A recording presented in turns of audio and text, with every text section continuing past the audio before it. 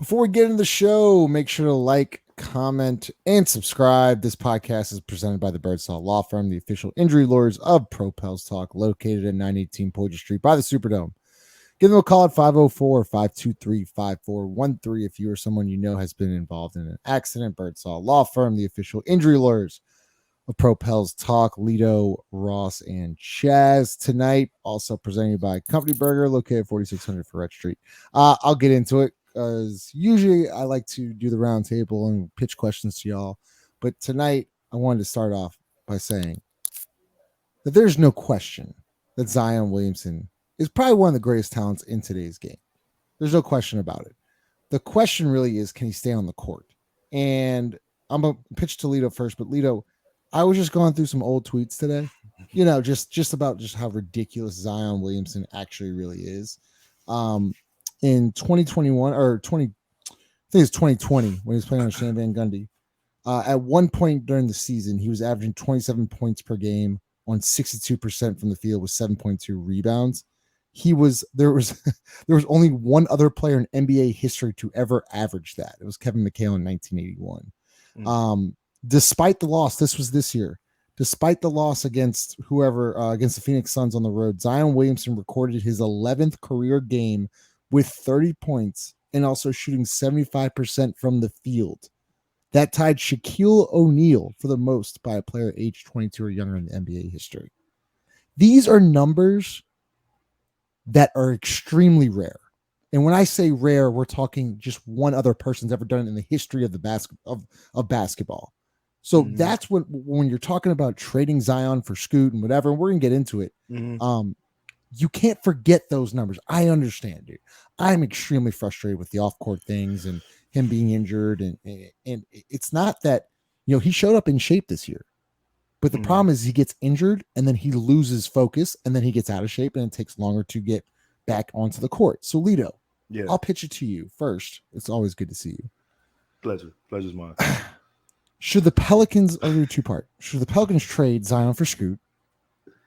And then yes or no, and you need to then describe why.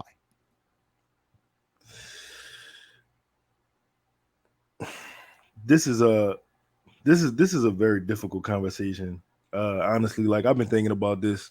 I mean, me and you've been having. I feel like all of us have been having this conversation for some time, and the numbers you ran off just now, it sounds like that guy is generational. He's a generational talent, right? Like he's one of who he is. The answer to your question is I don't know who he is yet. It's going on year 5, and we're still at a kind of like wait and see type approach on who Zion is. The crazy thing about that is, I was just having a conversation on Twitter. Dog, that Minnesota Timberwolves game refuses to leave my mind. Like I cannot. Player one ceased to be human that day. He was not human no more. Like he was in a different stratosphere. I think what we getting at is like, and from the timeline, what I've been saying is a Brandon versus Zion thing. Who has to go if somebody has to go? I mean, I'm just cutting to the chase. That's what it seems like. That's what it feels like. And to be honest, I don't want neither one of them to go. Like I don't want neither one to go. If we just being honest, is Zion a generational talent? Yes. Is Brandon a generational talent? No. Brandon has done a lot for the franchise. He's done a lot for the organization. He's brought us to the playoffs. Zion has not. Zion has not been around to see that. I'm gonna just say this: Zion's highs seem to be higher than Brandon's highs. But that's not a real slight. No, I don't think this is if anybody takes this as an offense, I don't feel like I'm being offensive at all. I think Brandon Ingram is made in the image and likeness of Kevin Durant. I think Zion Williamson is made in the image of likeness of something you've never seen before.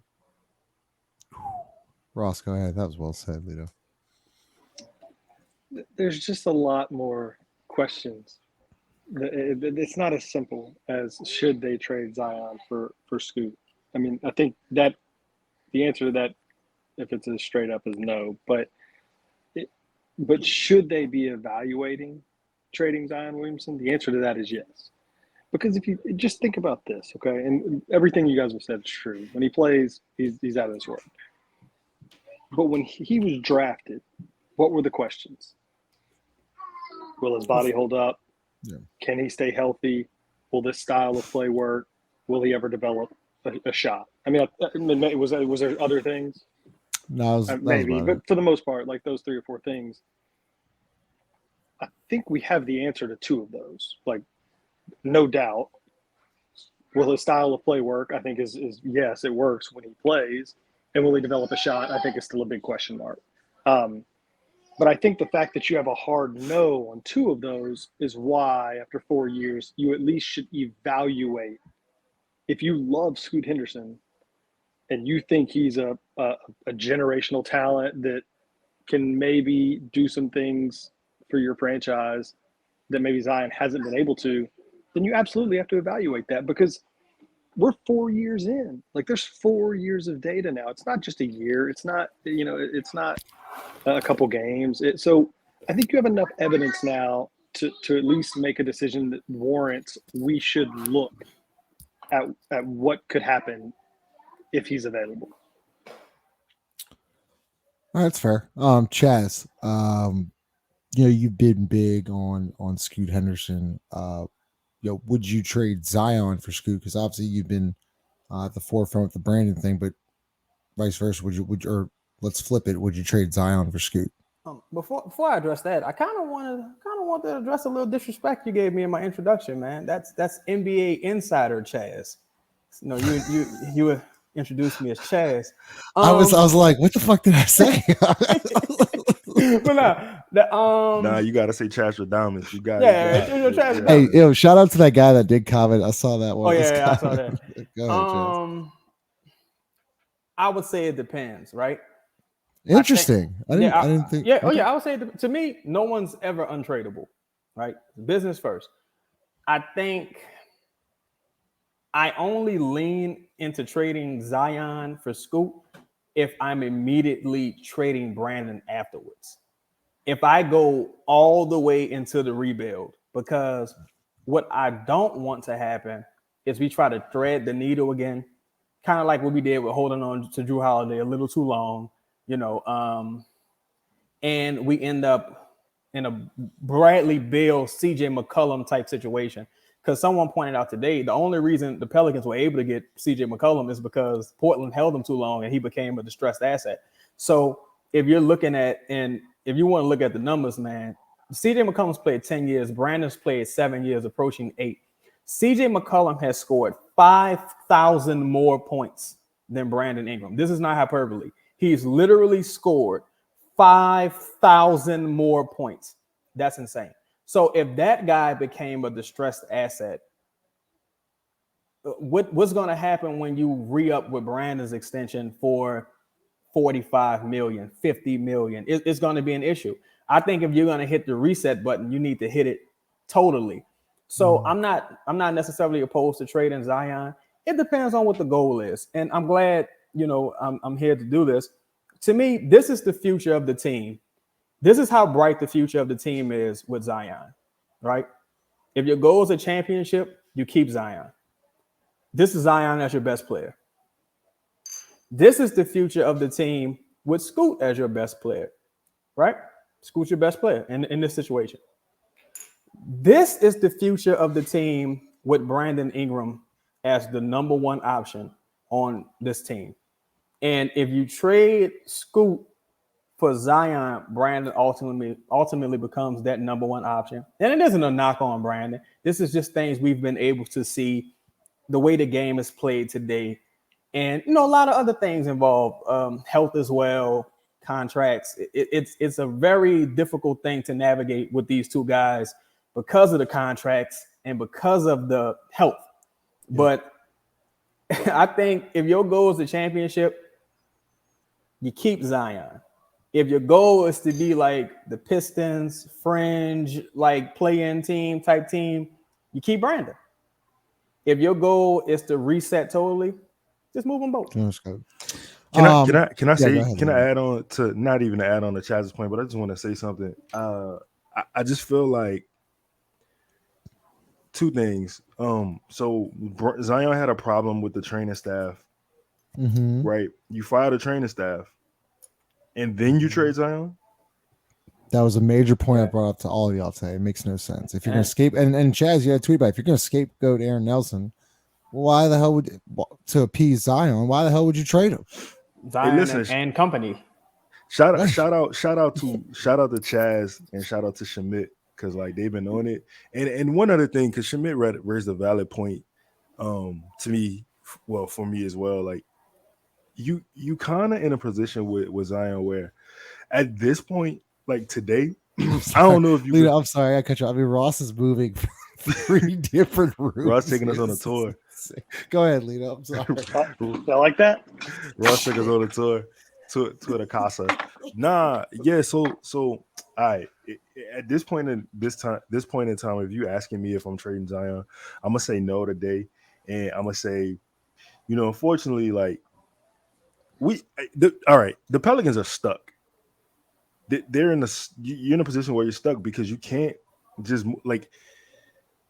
I know we all frustrated, but it kind of just look crazy to just trade. Like you know what I'm saying? Because like, dog, he gonna go to Charlotte and he gonna be fucking. You know what I'm saying? Like, I just don't know. But you can't. We have to look. You have to accept reality. What's the reality? But hold on. The reality is he plays 27 games a year. That's right. That is the reality. But look, this is what I was about to say, and I'm glad you said that because this is the same thing people were saying with Embiid. Like it's literally the same. You right on the cusp of that, right? And then the light comes on, and then the next season he plays. You know what I'm saying? However many games, or he stays on the court, he stays healthy. And that's fair. That I mean, I could argue a million different sides of that.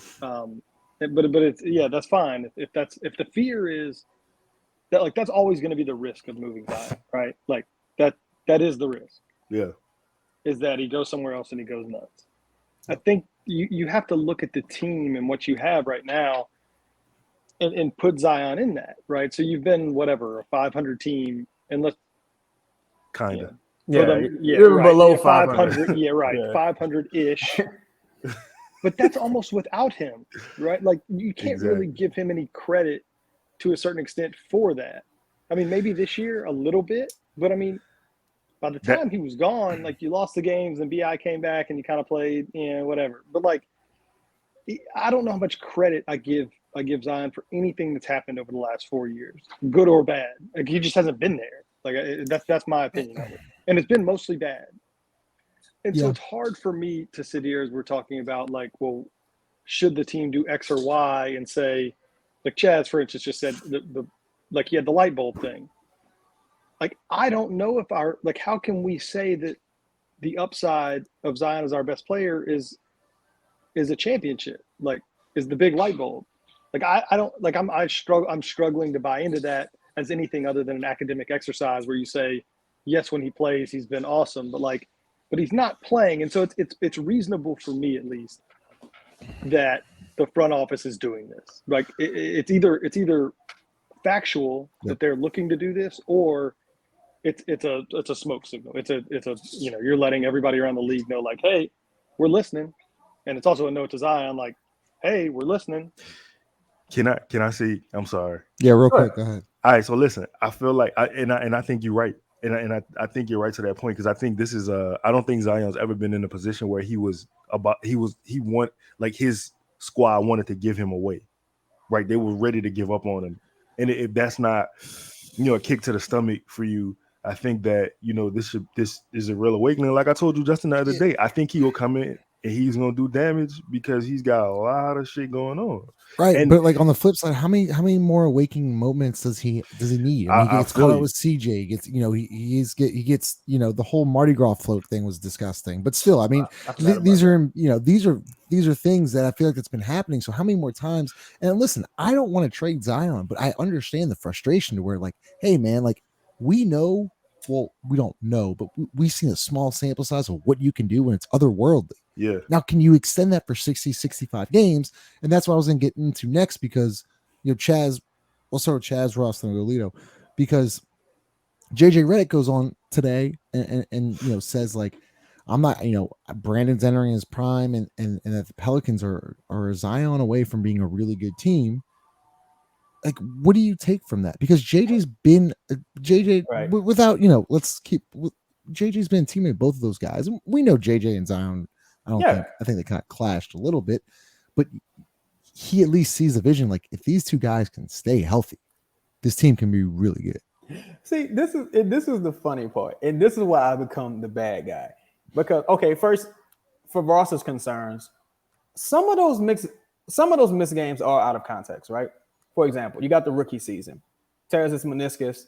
In the preseason, this guy's the best player on the Pelicans, right? Comes back, his date out longer because they tried to do some weird stuff with him. We, tried to reteach him how to walk, so he misses like an additional 4 weeks or something, right? So he's kind of being held out versus him not playing, right? So you let's say that's about 20 games, right? Let's say it's 15 games. Say about 15 games. Day one on the court, his debut against the Spurs, he's the best Pelican on the floor as a rookie. Right? I wouldn't say his best. I think in the fourth quarter he was the best Pelican. People forget that he struggled really bad early in that game. Then he went on a ridiculous run. So he was awful until he hit the three. Yeah. Okay. Let's say by the time he does the windmill dunk against the Timberwolves and Houston and all that, he's the best Pelican, right? Okay. You go into the second season, he has the hand injury. He plays through it, and then they kind of shut him down. Third season is the foot, of course. This season, hamstring ramping up, something weird happens and shuts it down, right? You go to December, and the only reason I bring up December is because people bring up those 6 games against the Booker-less Suns. You go to December, Brandon misses December. CJ is recovering from COVID. He misses weeks up until, a few games. Herb is out until the Utah trip in December. So Brandon is Zion is by himself doing this, right? Zion's by himself. Gets hurt January 2nd. He leaves the game with like 36 points. He's dominating the Philadelphia 76ers. He leaves in the third quarter. He has like 30-something points. He might have got 50, right? So at ease. All right, so fast forward. The thing I like to harp on in this situation is it doesn't matter if both of them stay healthy. You only need Zion to stay healthy.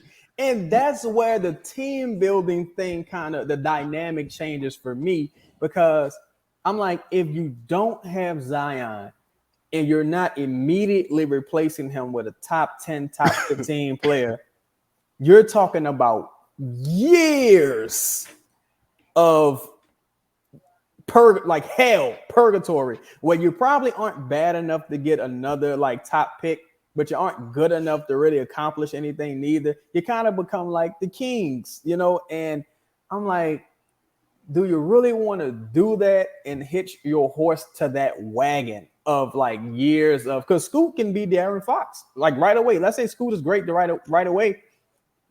But they missed the playoffs for years, and they had decent teams. It's a risk that you don't know. So I mean, Ross, why don't you go ahead? The flip, no, because and look, I think y'all are probably more Scoot guys than I am. I watched a lot of film since our last podcast, and his shot actually doesn't look as bad to me as the numbers. But like the flip of that coin is, yeah, you can look at De'Aaron Fox and say if he's that type of player, okay, and the Kings, whatever, it was a long road to what they did this year. But like the other side of that is, what if it's Ja Morant? Because that wasn't a long road. Ja Morant had my only counter to that would be Memphis kind of had a history of success even when they were kind of bad. I thought Fizdale got done dirty out there, and those were the bad Grizzlies, right? And so my point is that's all true. I think the Grizzlies, the grit and grind, all that stuff, that's fine. They were better than we were, historically. But like the team that he stepped into was not that great. It was not a team that was threatening, Western Conference championships, and then 2 years later, like I'm saying, this is post Marc Gasol, post Zach Randolph, post Mike Conley, like all that's done. Yeah, he didn't step into that team. And then he steps in there 2 years later. I think he was either drafted the year before or year after. Remember, he was hurt a lot, though. He really didn't play that much those first couple of years. So the point is I think our roster that Scoot would possibly be stepping into is better than what Ja stepped into at Memphis. And I'm just giving you a little context of like, because I've seen the King stuff a lot, the De'Aaron Fox comparison and all that stuff, and that's true. And you're looking at, I mean, the Kings were a historically bad franchise, like basically up until like last year. Memphis has been a lot better than that. I don't know if like maybe we're somewhere in the middle of those two things. And so it's not a perfect comparison, but it should be looked at because you don't know what we don't know what teams around the league are willing to give up for that guy. And to Chaz's point, there's ancillary things happening outside of this salary cap, new CBA kicking in. It's been very clear that the organization is not going to be able to keep this core together long term. You probably have one more year at most. And so you're either looking at a Brandon extension of some sort, or maybe you're looking at getting off of him. Zion's extension kicks in this coming up this year. Like there's money things that are definitely conversations that are definitely happening, not just with the Pelicans. Go to NBA.com, go look around. Every team in the league, damn near, other than Houston, Detroit, and Utah and Oklahoma City, are figuring out how the hell can we cut salary, because that repeater tax is no joke. Even billionaires aren't trying to lose $100 million for a hobby. And so I think there's a lot of other stuff going into that they're probably taking a look at, like what does this team look like in 2 years, 3 years? Yeah. No, that's a good point. Leo, let me ask you this. Yeah. If Zion and Brandon, someone goes, I feel like you ask this question every year. If Zion and Brandon can actually play 60 plus games and they're healthy in the playoffs, how far do you think the team could go? As currently construction, maybe you get another shooter, and you update JV or whatever. Like no major changes, but those two guys are healthy with CJ, who's healthy. They play 60 plus games and they go in the postseason. How far do you think they can go? I mean, I think they could go pretty far. I think. What's pretty far? Second round, third round? I mean, I don't see why. Like this season, especially, I don't see why they couldn't have got to the Western Conference Finals. Like, I don't see. Do you think that they would have given Denver a run for their money with a healthy Brandon and Zion? I mean, I think it would have been a better matchup than the Lakers. I don't think they would have got swept. They probably maybe you win. Let's just say you win 2. I don't think there's nothing to what I'm saying to be upset about. Like that they are Jokic is a generational talent too. So I'm about to say they no, I know, before, but... I know. But hold on, Justin. Let me say this. I don't have a dog in the fight, right? I'm a pro team person. I'm not a stan. So I want the team to do whatever is gonna make the team better. I'm not leaning either way. Like I have love for certain guys on the team. You know what I'm saying? But I feel like this was Zion. You got him under contract for 5 years. I don't think this summer is the summer to do it, right? Let's say he comes back next season and the injury still persists, right? So in year 5, I think for me that may be your out. I think then if you wanna move forward, that may be your path, because he still has so much time left on the deal that. I mean, it's Zion Williamson. Like nobody's gonna not want him, right? Ross, 60 plus games. I don't know. I'm not sure. Well, just to lead on, I'm not sure. I think you're one more like 60 game absence. I think from the perception really like starting to change on him. I can see that. Yeah. I'm with you that there is a lot of time left on there, but I don't know. I'm not sure. I'm 50-50 on that. I mean, if he comes out and goes, ape shit for 25 games and then has some minor hamstring thing or something that kind of just lingers, I don't know. But Justin, my answer to your question is if you have a girlfriend and she cheats on you 4, 5, 6 times, and I ask you, do you think she's going to do it again?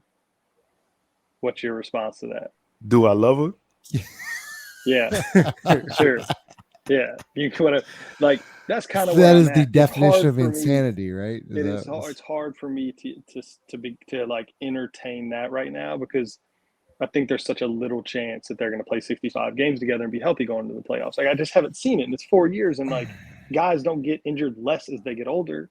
I mean, it's hard for us to sit here and like you got to put your mind back to where we were with Anthony Davis before the that's all folks stuff. Like these are not totally different conversations than we were having then. Like, man, what could this team be if he stays healthy? And I mean, you sweep the whatchamacallits. And I just, look, I mean, you saw this year, they can be a really, really good team in the regular season. I think a lot of things change in the playoffs. Sure. I don't know. I'm not sure that this core is a champion, even if they play 65 games. And before I get to Chaz, we actually now have an offensive coach who I think will actually use. A lot of people are not talking about it, but and Chaz, I'm gonna get your last opinion, but I want to get this in before the show ended. Is that Brandon Ingram? I asked this to Chaz earlier today. I said when Brandon Ingram has All-Star or Most Improved Player, Chaz, his coach was an offensive coach in Alvin Gentry, right? And then he's had kind of defensive-minded coaches in Stan Van Gundy and Willie Green. Well, Borrego coming in is finally going to be an offensive. He's an offensive coach. I think he could thrive off of it. Chaz, but you're not allowed to talk about that. The question is 60-plus games, they're healthy, and then they're healthy in the postseason. And I thought you had an interesting answer. Yeah, I think matchup wise, I think they could have done well against Denver just because they would have been a ton of rim pressure. They got the shooting. Again, I'm assuming everyone's healthy. CJ is healthy as well in this scenario. Yep. So you got 3-point shooting, you got shot creation. Trey is I'm presuming Kyra and Jax won't be thrown out there just randomly. I'm assuming everybody's playing and coaching like they got some sense. Kyra's first off the bench. Yeah, Kyra's clearly only first off the bench. And I think that's at least a 6-game series, to be honest. I think it's a 6-game series. I think the back end of that roster, a guy like Bruce Brown, Caldwell Pope, I think they ultimately make the difference. But yeah, I think 60 games from both of these guys, I think it would be nice. But I also say this, and I want to make my position really clear. I'm not against trading Zion because I don't believe anyone's ever untradeable. I'm against trading Zion and keeping Brandon as the best player on your team because I think you will become the Washington Wizards, where you got a Bradley Beal contract and you're like, oh, God. And people talk about Bradley. They talk about Julius Randle. Those are more accomplished players than Brandon. And that's the reality of the situation. So if you're going to pay a guy similarly with a team like Ross mentioned, Anthony Davis, I was a little out on AD a couple years before the That's All Folks thing because AD never really had that shot creation like for himself. So I always thought AD's teams, his floor was a little lower than a Zion team. I think Zion can get his own shot, get to the rim, whereas AD, he could drop 50 at the drop of a dime, but a lot of it was like assisted buckets, stuff like that. But again, let's do what you got to do. But if you're gonna blow it up for real. Don't get yourself in purgatory. Blow it up for real if you're gonna blow it up. So we gotta wrap up. 30 seconds, Lito. You're not trading Zion. They're already in purgatory. You're just trying to get out of hell. Not trading. No. Ross, not trading. Yes, trading. So yes or no? Yeah. Wow. Chaz, yes or no? No. Okay. I'm going no. Wow, Ross, you said yes. All right. Like, comment, subscribe. Love to hear your thoughts. You trading them for Scoot, or you just trading them? Yeah, that's a separate.